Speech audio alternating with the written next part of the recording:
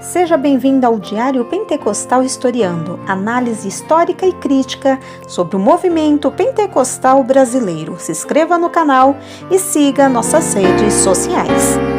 O povo que não conhece a sua história está condenado a repeti-la.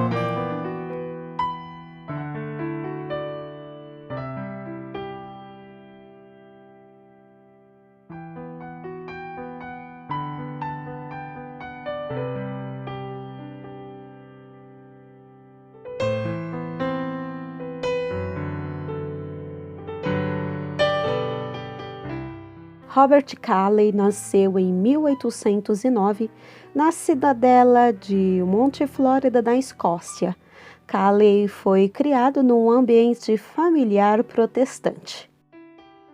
Em sua juventude, distanciou-se da religião recebida na infância, abraçando o ceticismo e o ateísmo.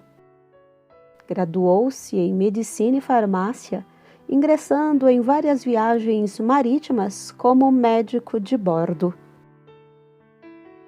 De volta à sua pátria, atuou em Kilmarnock, onde foi afetado pela serenidade com que uma de suas pacientes enfrentava uma doença terminal. A partir disso, Calley empreendeu uma jornada intelectual, analisando as doutrinas cristãs. Essas experiências pessoais o levaram à reconciliação com a Igreja da Escócia, inclusive dedicando-se ao ensino bíblico na igreja local. Depois de reconciliar-se com a igreja, Calley se dispôs a propagar a fé cristã através da atividade missionária estrangeira, com recursos financeiros que tinha herdado. Assim, solicitou à junta missionária da Igreja da Escócia para ser enviado à China como médico e missionário. Tendo seu pedido rejeitado, recorreu à Sociedade Missionária de Londres. Todavia, em decorrência da saúde debilitada de sua primeira esposa, Margaret Crawford Calley, em vez de ir para a China, viajou para a Ilha da Madeira no ano de 1838. Na cidade de Funchal, ele desempenhou uma atividade missionária, realizando cultos em casas particulares e distribuição de exemplares do Novo Testamento. Calley chegou a ser eleito presbítero numa colônia de escoceses presbiterianos. Atuando na assistência social e com intensa investida proselitista, cada vez mais pessoas eram atraídas pelos ensinos religiosos daquele protestante. Logo, fez-se necessária a ordenação pastoral de Calley.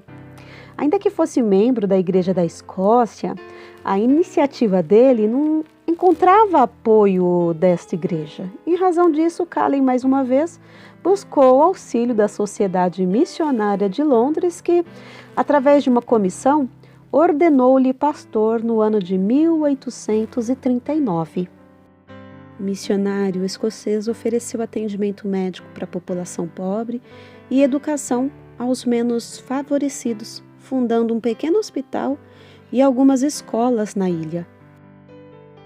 A despeito do profícuo trabalho social de Calley, a perseguição religiosa da liderança e população católica se intensificou contra ele, e contra nativos conversos ao protestantismo, fazendo com que, em 1846, o missionário e aproximadamente 2.000 madeirenses protestantes fugissem da ilha, deixando outros milhares na clandestinidade pelo pertencimento religioso. Depois de sua fuga, Calley passou uma temporada na Inglaterra, posteriormente empreendendo outras viagens missionárias para Malta, Síria e Palestina. Sua esposa Margaret faleceu. Enquanto estava residindo na Palestina, Calley conheceu a senhorita Sarah Wilson, com quem se casou em 1852. Nos 2 anos seguintes, o casal Calley passou uma temporada na cidade estadunidense de Springfield, visitando uma comunidade de madeirenses refugiados. Não se sabe ao certo o que impulsionou Calley, mas apenas que ele se lançou ao empreendimento missionário nas terras brasileiras em meados de 1855. Pode ter sido pela leitura do livro Esboços da Residência e Viagem no Brasil, do missionário metodista Daniel Pares Kidder, que entre os anos de 1837 a 1842 serviu como capelão dos marinheiros americanos no Rio de Janeiro. O casal Calley chegou ao Brasil aos 10 dias de maio de 1855, estabelecendo-se num casarão na cidade de Petrópolis, Rio de Janeiro. Calley iniciou imediatamente o tipo de evangelização e culto que caracterizou seu trabalho nos primeiros anos, isto é, um culto doméstico para o qual eram convidados todos os da casa, serviçais e hóspedes, assim como vizinhos. A senhora Calley, que fora entusiástica e dinâmica líder do movimento de escola dominical na Inglaterra, desempenhando o mesmo papel na música, deu início às aulas de escola dominical e aulas de canto. Ela era uma ávida defensora do movimento de escola dominical na Inglaterra. Sarah Calley transportou e adaptou esse projeto à realidade brasileira.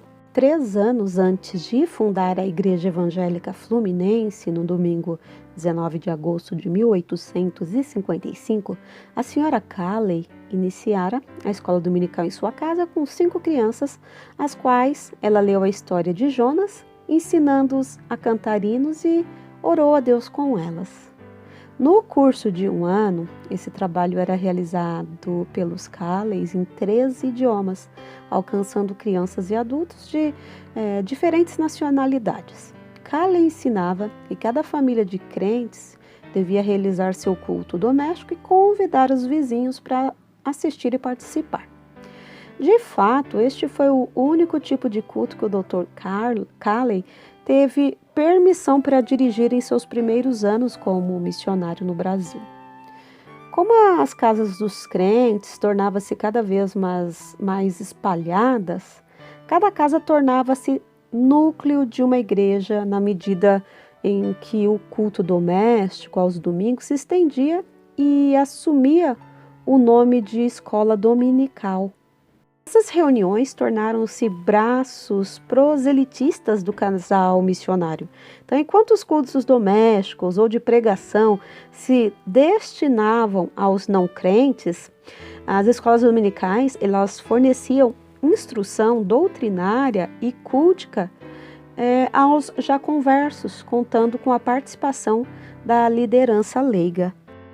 A evangelização promovida por Calley ela foi acompanhada por uma constante prática de assistência social, médica e educacional para os marginalizados. Então, alcançava negros escravizados quando o regime escravocrata era vigente. Então, na época em que os Calley chegaram ao Brasil, as condições sociais e de saúde pública elas eram críticas. A ausência de saneamento, incidência de epidemias e a precariedade da assistência médica se apresentavam como alguns dos problemas enfrentados pela população, inclusive na corte imperial. Então, visando enfrentar essa situação, o governo imperial ele estimulou a vinda de profissionais do exterior, sobretudo de especialistas na área de saúde, que ajudassem a tratar os doentes, principalmente na cidade do Rio de Janeiro, na época capital do Império. Então, neste aspecto, as necessidades brasileiras vieram de encontro ao anseio missionário do médico escocês Robert Calley, que, conjugando atividades profissionais e interesses religiosos, deu início ao funcionamento da Igreja Evangélica no Brasil. Então, durante a epidemia de cólera que tomou o Brasil em 1856, 1855, Robert Calley ofereceu, serviços médicos para a sociedade do Rio de Janeiro, tendo seu trabalho reconhecido pela imprensa na corte imperial. Como médico, ele aproveitava a oportunidade para pregar a palavra de Deus aos pacientes e o número de pessoas que ouviam o evangelho crescia. Não fosse a prática assistencial, talvez a pregação caleiana tivesse alcançado com maior dificuldade as camadas populares. A linguagem e a aceitação de Calley pelas elites locais comprometeram seu enraizamento junto à população iletrada do Rio de Janeiro, de modo que foi entre as elites que o discurso racional do médico evangelista se propagou mais facilmente. Em 1856, vieram em seu auxílio o inglês William Drayton Pitt e os madeirenses Francisco da Gama, Francisco de Souza Jardim e Manuel Fernandes. Discretamente, esses homens continuaram com Calley na difusão da mensagem evangélica entre os trabalhadores pobres. Então, através destes ingleses, foi estabelecido um padrão de trabalho. Venda de Bíblias e Novos Testamentos de casa em casa, distribuição de folhetos, conversações com colegas de trabalho sobre Cristo e convites para assistir e participar dos cultos domésticos diários. Esta prática tornou-se modelo para todo o lar cristão, sendo suplementada pelas ocasionais visitas do missionário que batizava os novos crentes e celebrava a ceia do Senhor. Então, por meio dos impressos, Calley respondeu seus adversários católicos, escreveu artigos sobre a fé evangélica e publicou trechos do clássico livro do puritano inglês John Bunyan, O Peregrino. Como fruto dos esforços dos Calleys e dos seus companheiros, em 11 de julho de 1858, o primeiro brasileiro foi batizado e era criada a Igreja Evangélica com 14 membros de diferentes nacionalidades, tendo sido a primeira missão protestante a se estabelecer plenamente no território brasileiro, com finalidade proselitista e constituída por fiéis brasileiros. Ao trabalho leigo de Manuel José da Silva Viana, que atuava como colportor no Recife, formou-se uma pequena comunidade que foi assistida por Calley e pela Igreja Evangélica Fluminense, até que em 1873 foi oficialmente inaugurada a Igreja Evangélica Pernambucana, contando com pouco mais de uma dezena de fiéis. Calley encontrou resistência de autoridades civis e religiosas que tentaram por diversas vezes suprimir o nascente movimento evangélico no país. Entretanto, o missionário escocês já gozava de influência social, conseguindo assim mobilizar grandes conquistas para os protestantes na sociedade civil e no âmbito da legislação religiosa do país. Sua proximidade com o imperador Dom Pedro II e outros personagens políticos da época lhe proporcionou inúmeras oportunidades de manifestar os pressupostos para a liberdade religiosa.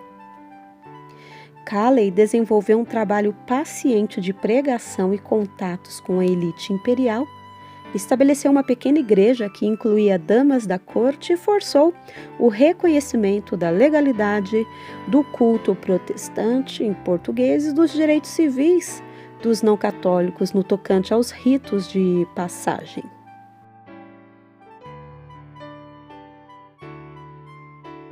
E não perca o terceiro vídeo da série História do Congregacionalismo. Nós iremos discutir o protestantismo de missão, fundamentos da fé congregacionalista, súmula teológica, inários salmos e hinos e calvinismo puritano.